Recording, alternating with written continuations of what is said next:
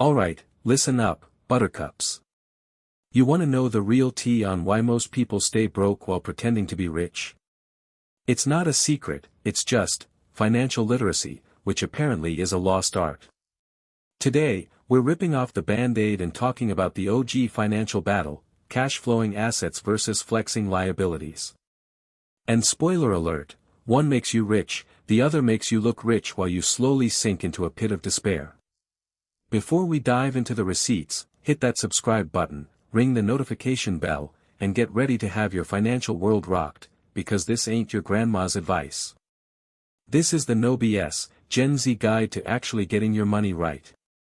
We're talking real wealth, not just Instagrammable moments on credit.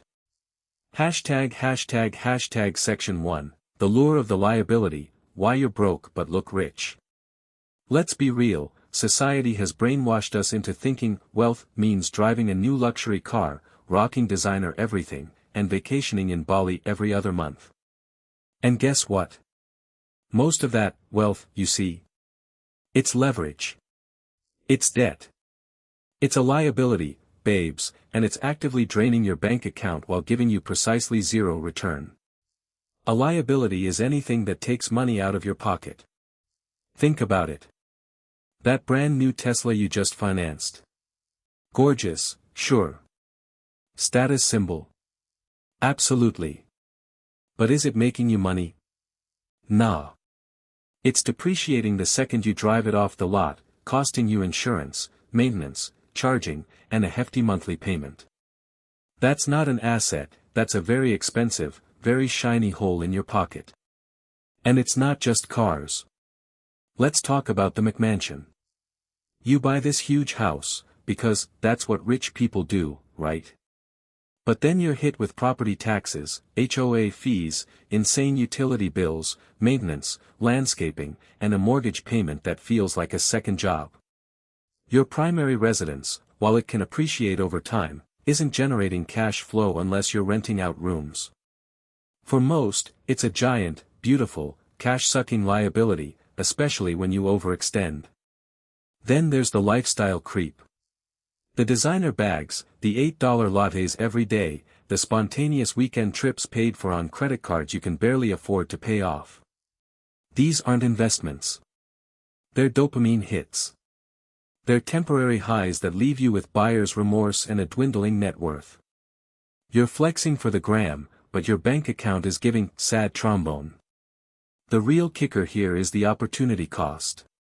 Every dollar you spend on a depreciating liability is a dollar that cannot be invested in something that could actually make you wealthy. That car payment could be going into a dividend stock. That designer bag money could be a down payment on a rental property. But no, we choose the instant gratification, the look at me moment, over the quiet, slow burn of wealth accumulation.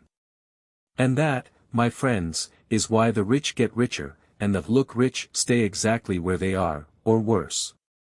Hashtag Section 2, the unsexy truth, what are cash flowing assets? Now, let's pivot to the real heroes of wealth creation, cash flowing assets. These are the things that put money into your pocket, consistently, preferably passively, and often while you're literally sleeping. They might not always be as sexy as a Lambo, but they're building your financial fortress brick by brick. 1. Rental properties ***. This is a classic for a reason. You buy a property, tenants pay you rent, and after covering your mortgage, taxes, and expenses, you've got a positive cash flow. Yes, it requires work up front, finding the right property, managing tenants, maintenance. But once it's humming, it's literally money arriving in your account every single month. Plus, the property itself can appreciate, and you're paying down a mortgage with someone else's money. Win-win-win. It's not always get rich quick, but it's get rich for sure if you play it smart. 2. Dividend stocks ***. Imagine owning a tiny slice of a massive, profitable company like Coca-Cola or Apple. And because you own that slice, they send you a check or direct deposit every quarter, just for being an owner. That's a dividend stock. You invest your capital, and the company shares its profits with you. It's passive income, baby. And if you reinvest those dividends, you harness the power of compounding, where your money starts making money, which then makes more money. It's giving infinite money glitch, but it's just basic financial math. 3. Profitable businesses ***, whether it's an e-commerce store, a consulting firm, a digital product business, or even a laundromat, a business that generates more revenue than expenses is a cash-flowing asset. The beauty here is scalability. You can build something that serves thousands, or even millions, and generates recurring income. Think courses, SaaS products, YouTube channels, blogs with ad revenue. Your brain, your skills, your creativity. Those can be assets if you monetize them smartly. 4. Intellectual property, IP ***, books, music, patents, software, online courses, anything you create that can be licensed or sold repeatedly without significant ongoing effort is IP. Royalties are the ultimate passive income. Create it once, get paid forever. It's the modern-day gold rush, and the barrier to entry is lower than ever. 5. High-yield savings accounts /CDs ***. Okay, I know, not exactly glamorous. But putting your emergency fund or short-term savings into an account that actually pays you a decent interest rate, we're talking 4 to 5% APY in some cases right now, means your cash isn't just sitting there losing value to inflation. It's earning you a little something. It's not going to make you a millionaire overnight, but it's a foundational, low-risk cash-flowing asset for your liquid funds. The difference is stark: liabilities consume your wealth.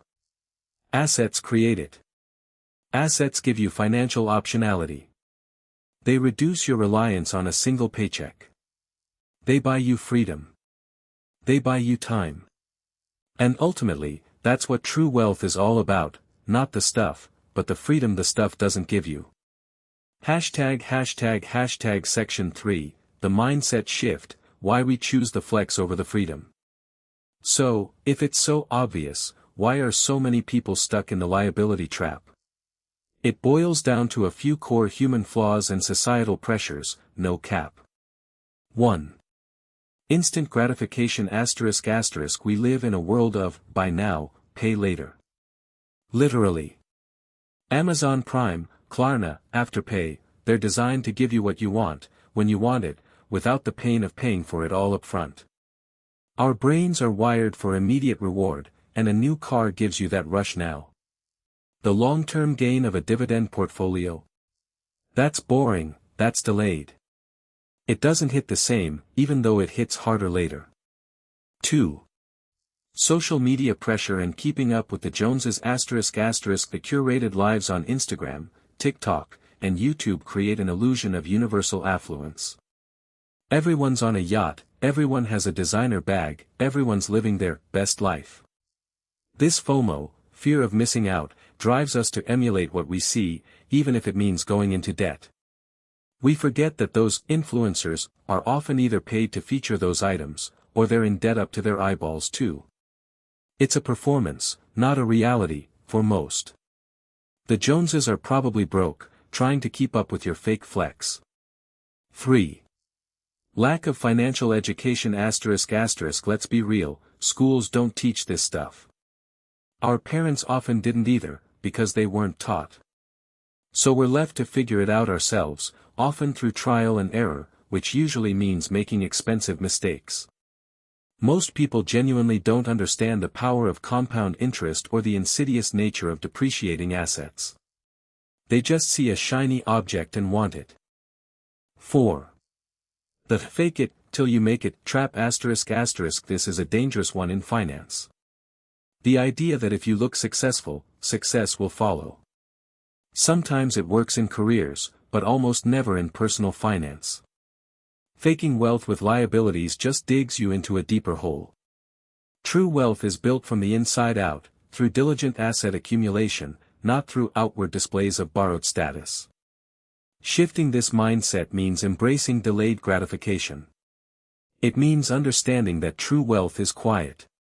It's not about the flash, it's about the freedom. It's about recognizing that every dollar you earn is a soldier you can send out to work for you, or a luxury item you can buy that will demand more soldiers from you. Section 4. So, how do we start acquiring assets, even if we're broke? Okay, I've roasted you enough. Now, let's talk solutions. Because you're here to get rich, not just listen to me complain about society. It's not an overnight thing, but it is achievable, even if your bank account is currently giving empty vibes. 1. Get your budget in order, like, yesterday ***, you can't acquire assets if you don't know where your money is going. Track every single dollar. Cut out the unnecessary liabilities. That daily latte. The streaming subscriptions you don't use. The impulse buys. Audit your spending ruthlessly. Every dollar saved is a dollar that can be invested. There are tons of free apps out there, no excuses. 2. Build an emergency fund *** before you even think about investing. Get 3 to 6 months of living expenses saved up in a high-yield savings account. This is your financial safety net. It prevents you from having to sell assets at a loss or go into debt when life inevitably happens. 3. Start small, start now, invest consistently ***. You don't need thousands to start investing. With apps like Fidelity, Schwab, or Vanguard, you can open a brokerage account and start investing with as little as $50 to $100 a month into an S&P 500 index fund or ETFs. These are diversified, low-cost ways to own a piece of the best companies in the world. Automate it. Set it and forget it. The power of compounding works best over time, so the sooner you start, the better. 4. Explore micro-investing in real estate. If rental property is too big ***, can't afford a whole rental property. Look into REITs, real estate investment trusts, or real estate crowdfunding platforms. REITs trade like stocks and allow you to own a piece of large-scale, income-generating real estate, like apartment complexes or shopping malls, without the hassle of being a landlord. Crowdfunding platforms let you invest smaller amounts into specific properties. 5. Invest in yourself. Skill acquisition ***. Your greatest asset is your ability to earn money. Learn high-income skills. Take courses, read books, develop expertise in areas that are in demand. This isn't just about getting a higher salary, it's about increasing your value in the marketplace, which means more capital to funnel into other assets. 6. Start a side hustle that can scale ***. Don't just trade time for money. Look for side hustles that can eventually generate passive or semi-passive income. Can you create a digital product? Offer a service that can be productized. Build an audience online. This is how you create your own cash-flowing asset from scratch. Remember, this isn't about deprivation. It's about prioritization. It's about choosing long-term financial freedom over short-term social validation. It's about understanding that the quiet multimillionaire in the used Toyota is probably doing better than the loud influencer in the leased Mercedes. Conclusion, your wealth, your choice. So, there you have it. The fundamental difference between building lasting wealth and just looking good while drowning in debt. It's not rocket science, but it does require discipline, a willingness to buck societal trends, and a long-term vision. Are you going to keep flexing liabilities and digging yourself deeper? Or are you going to start acquiring cash-flowing assets and truly build a life of financial freedom? The choice is yours. And trust me, when you're 40 and financially independent, you won't care about the designer bag you didn't buy in your 20s. You'll care about the time and freedom that your assets bought you. Now, go forth, be smart with your money, and stop trying to impress people who don't care about your financial future. If you found this helpful, smash that like button, share it with someone who needs to hear this, and let me know in the comments, what's one asset you're going to acquire this year? I'm watching. Peace out, financially savvy kings and queens. Stay woke, stay rich.